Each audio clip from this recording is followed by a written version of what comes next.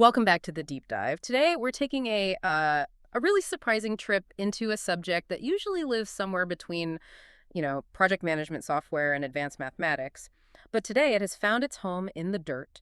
We are looking at the incredibly detailed personal journal of a self-described old software plumber named Eng. And all this is sourced from his website, kianmeng.org. Exactly. When you look at his interests, we're talking Elixir, Erlang, Python, the functional rigor of Haskell programming. You'd expect deep dives into, I don't know, concurrency or database architecture. Right. But today, we're extracting pure practical wisdom from his notes on gardening, specifically entry part 774. Which was published just recently in January. So our mission today is really to unpack the hard, practical realities and the intensely paradoxical reputation of one specific plant he's experimenting with. A very, very resilient plant. And this is a deep dive that's really a shortcut to understanding how that same discipline you need for code translates perfectly to managing complexity in nature. That's absolutely right. This plant is a lesson in survival, but it's also a perfect demonstration of that necessary trade-off between danger and utility. And the subject of this deep dive is the Singapore daisy, or Sphagneticola trilobata.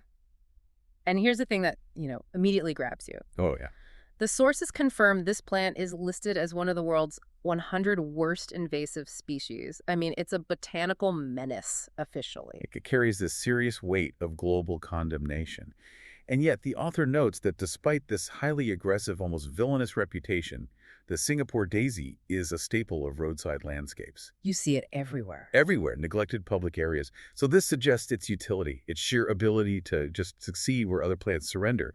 It provides a necessary cost-effective trade-off. It makes you ask, why keep a documented ecological danger on the payroll? Okay, let's unpack that contradiction right there. If this plant is so destructive, why is it still widely used, even by a careful, analytical gardener like Eng? Well, the sources lay out its advantages perfectly, and they all flow from its sheer brute force.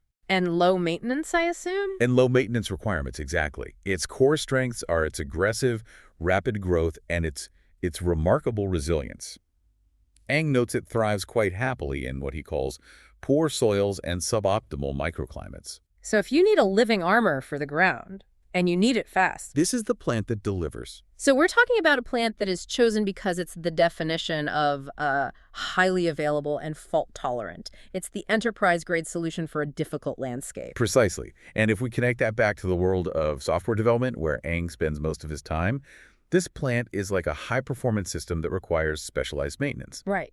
It succeeds by just being vigorous enough to outcompete everything else. But the trade-off, as Eng notes very clearly, is that this vigor requires frequent pruning, constant management. It's a high-maintenance winner. It is. Just like a highly optimized, complex software system demands consistent monitoring. It sounds like the kind of necessary evil you cultivate because nothing else works. Eng actually confirms this. He says he was initially deterred by its dense, sprawling nature. But he was given a sample. Right, quite a few moons ago, which prompted him to move past the reputation and begin his own trials. He's treating it not as an enemy, but as a system to be understood. Which is such a great way to look at it. So, we've established the brute force utility, but let's look under the hood. How does a plant achieve this kind of market dominance? The answer is in its propagation mechanics. And this is where it gets really interesting, biologically speaking. The key is in its structural design. Eng saw this firsthand while doing routine garden maintenance. Okay. The plant extends these long lateral stems, or runners, and they are exceptionally good at establishing new roots. Critically, these runners root at every single leaf node they touch. Wait, every node? Every single one that makes contact with the ground. Think of it like distributed computing. Every leaf node is an opportunity to spin up a new, independent root server. Wow. Okay, so that creates this interlocking mat that's super stable. And incredibly difficult to remove or to contain. Which means the propagation technique is shockingly simple. Eng observed that many nodes are already partially rooted, so he doesn't need rooting hormone or anything complex. No special trays, no temperature control. You just snip the individual sections, which are often already anchored, and sow them directly. It sounds almost foolproof. And that's exactly the point of the paradox. Its natural rooting habit is the very source of its invasive power. Right. It doesn't rely on the slow, often uncertain method of seed dispersal.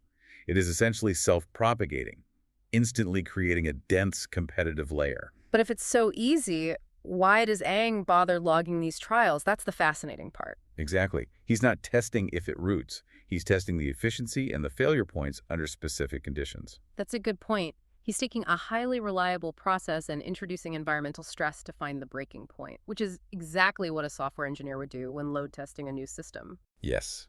And that brings us to the stress test. Ang outlines one critical technical detail required for successful trials, especially in January. And what is that? Despite the plant's reputation for toughness, Ang isolates the single most critical factor for initial establishment, And that is? maintaining moisture. In his recent trials, he found this to be the deciding factor between 100% success and total failure. Moisture. Why is moisture the Achilles heel for something so tough? I thought this thing laughed at bad weather. It does, but only once it's established. Yeah. We have to look at the microclimate context Ang is working in. He notes the hot, dry, and often windy January weather. Okay. That significantly accelerates the rate of evaporation from the soil. A newly snipped cutting, even one with a tiny anchor root, is highly vulnerable. It just can't draw up enough water fast enough. So you can have the perfect vigorous plant, the simplest technique, but if you don't account for the rate of evaporation, you lose the trial. You lose the trial. It's the one time the Singapore daisy isn't invincible during its infancy. This offers a really concrete, practical tip for anyone listening then.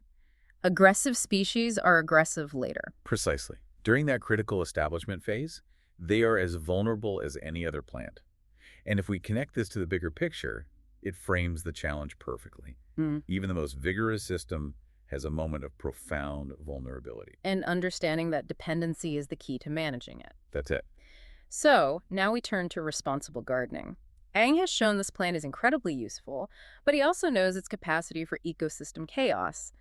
How does a meticulous person solve this problem? Well, Ang documents his containment solution explicitly. Knowing the plant's ability to self-propagate so aggressively, he decided to move his new cuttings into pots. Not back into the open garden beds. No, straight into pots. That is a profoundly pragmatic decision. It acknowledges the nature of the species, its vigor, and treats it with respect for its power. He's not fighting the plant. He's containing the mechanism of its success. And what's fascinating here is that he's treating this as an ongoing experiment. He's interested to see how they develop in a more contained setting. It's about responsibility, really. Knowledge of easy propagation must be paired instantly with knowledge of containment. Yes. If you know the mechanism of success, those easily rooted nodes, you also know the mechanism you have to control. You use a structural boundary, the pot. Now let's take the deep dive into the source itself, because the real intellectual takeaway here, I think, it transcends gardening. This specific gardening note, part 774, is just a fraction of a massive cross-disciplinary journal. It really is. This is where Ang's true expertise lies. Yeah. The process of documentation. Right. We see the author, Ang, as a dedicated long-term learner. He's been logging entries consistently since at least 2011. Its record of observational learning spanning over a decade. His notes stretch back through hundreds of entries. Part 773 on seasonal rhythm, Part 772 on sprouting success, and so on and so on. And the breadth of interests is just, it's staggering. We mentioned his notes on Elixir and Erlang systems designed for massive fault tolerance. Right. But then you have the rigorous logic of Haskell programming and emerging trends in AI. And on top of that, detailed research on fish keeping, dieting, and photography. This breadth reveals the shared intellectual discipline that drives him.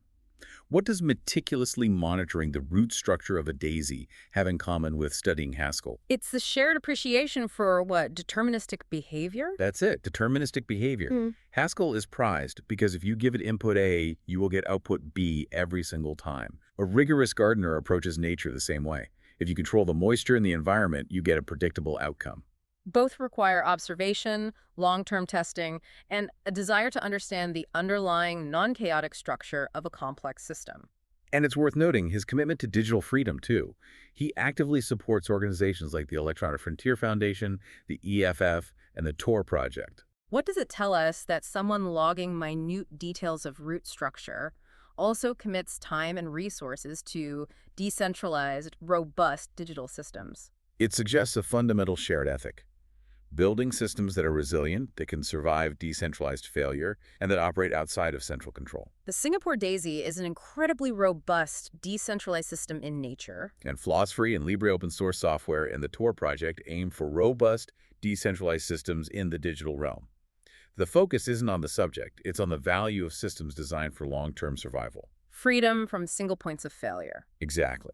This entire journal shows that the true expertise is not in the subject matter, but in the process of documentation and consistent rigorous testing. Whether the experiment involves code propagation or plant propagation. Right. So, to bring this home for you, the learner, we distilled a resilient lesson from a resilient plant. First, the Singapore daisy is uniquely resilient because its runners root at virtually every leaf node. Which makes propagation extremely easy but requires constant vigilance. And second, successful establishment of those initial cuttings, especially in harsh weather, relies entirely on overcoming its single point of failure. Maintaining moisture to fight rapid evaporation, that's the whole game during that critical phase. The plant's strength is irrelevant if its baby roots dry out. Yeah. This entire exercise offers such a powerful analogy for how we manage information and projects in our own lives. We talked about how Ang chose to contain the aggressive, useful Singapore daisy by putting it in a pot, defining its boundaries. Physically. So when you're dealing with new ideas or projects or knowledge, especially those as complex and vigorous as the ones Ang documents, like learning Haskell or mastering AI, what is the equivalent of the pot we must use to contain that energy? How do we focus it so it enriches our lives and solves tough problems instead of just overwhelming us with unmanageable complexity and chaos? That's the central challenge, isn't it? The need to put necessary boundaries on high-energy ideas. Whether it's setting the scope of an aggressive AI project or simply remembering to water your new cuttings during a dry January. Structure and containment. That's what turns chaos into utility. Find your focus, contain the chaos, and keep those roots moist. Thanks for joining us for the deep dive. We'll see you next time.